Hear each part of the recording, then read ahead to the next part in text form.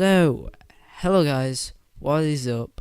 And I am Xander Jaws, and welcome back to this Paint.net tutorial, part 2. I just want to say apologies for what you're going to kind of see on the screen right now.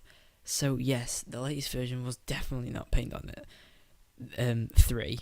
It's Paint.net 4, but there is a reason why I changed it. It's because they've recently just updated Paint.net 4 to Paint.net 4.02 or 021. So that is allowing me to basically grab my plugins from my Paint.net 3 and it just automatically does it, whereas in the other Paint.net 4 I wasn't allowed to do that because I wanted to show in the tutorial all the plugins in later episodes. So I thought of I thought I'd just wait until I do that and I'll teach you this, but that's a bit selfish of me. So I'm going to show you the brand new Paint.net, which is basically the same. And the only things that you'll notice that are different, first of all, first of all, the display of your page is at the top here. As you can see, sorry, I can't push. The top here. So yeah, and it's got a little star next to it like the thumb. The window drop down menu isn't there. It's actually going to be moved to these little icons, which can get your tools if you click on them to the top right over here. So you click on the tools, gets rid of them, click on it again, brings it back. Same with history, layers, and colours.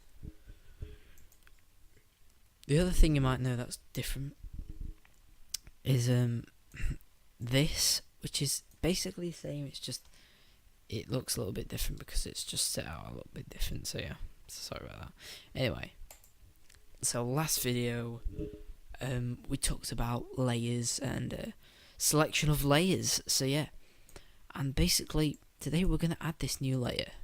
So as I said in the last video, this creates a transparent background layer, so we can do anything we want on top of this.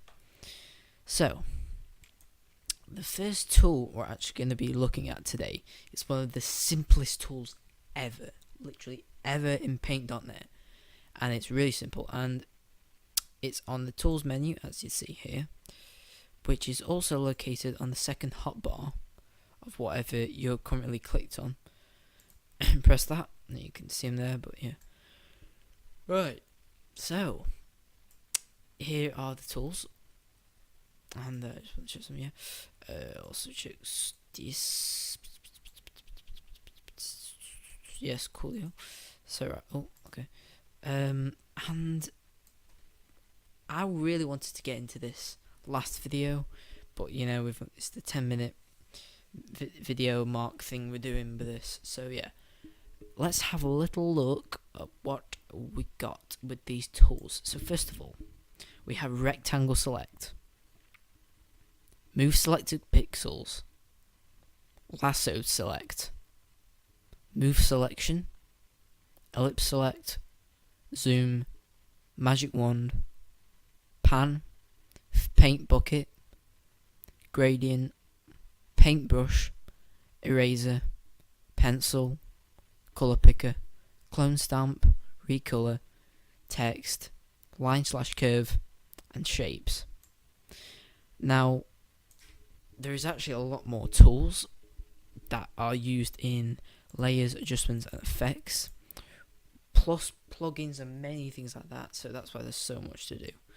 So let's look at the first tool we're going to be using. That's the paintbrush, literally the simplest tool you're going to be using in Paint.net. And paint, I guess, there you go, it's the most obvious one. So you're going to go to tools, and it might even be the first thing that pops up when you get it straight away.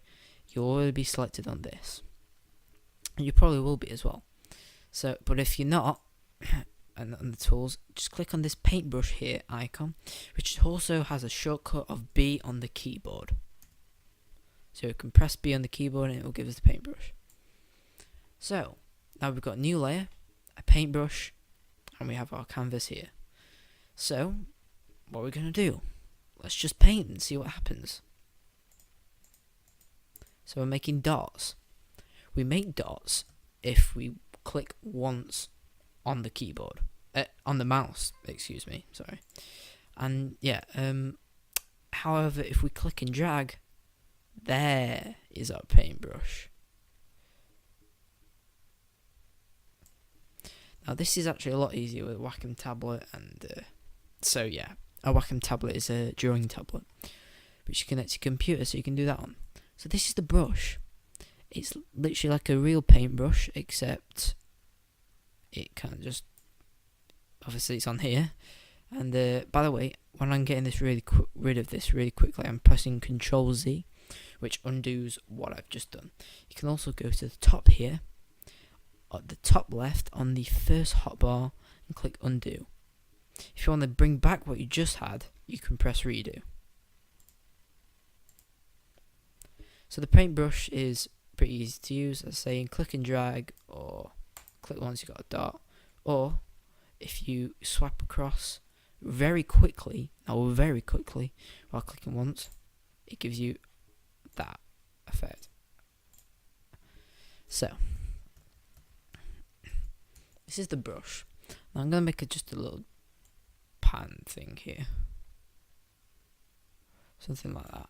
Why not? Yeah, that's cool.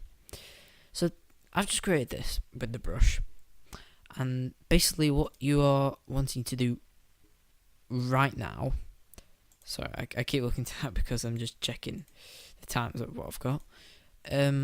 What you wanted to do is literally play around with it. The best method to figure out Paint.net. I want to be playing, first of all, with the tool we've got, which is Paintbrush, and the brush width, which is the first thing you'll see on the second hotbar. Now it'll say brush width, and you'll see decrease brush size, which decreases the brush size, and on the other side of the drop down menu, increase brush size. This will alter the number in the drop down menu, which you can also just press the drop down menu and select the one you want, which is what most people would probably do. So let's go for 15. Now remember, you can also type this in, backspace, and it'll come with this red highlighted bit here, and you just type in your number, bam, and it comes up with that there.